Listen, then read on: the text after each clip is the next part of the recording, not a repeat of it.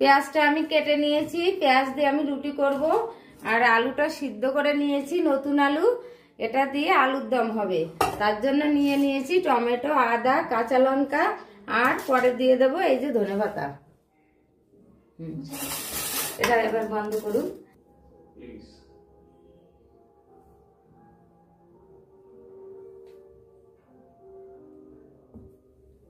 আমি এবারে মেখে নেব, এর সাথে নুন দেবো, লঙ্কার গুঁড়ো দেবো।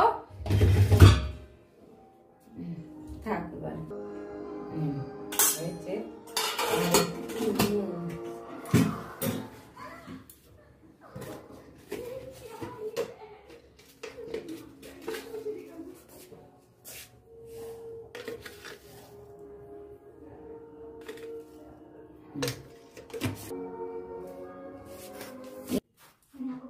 এবারে আটাটা আমি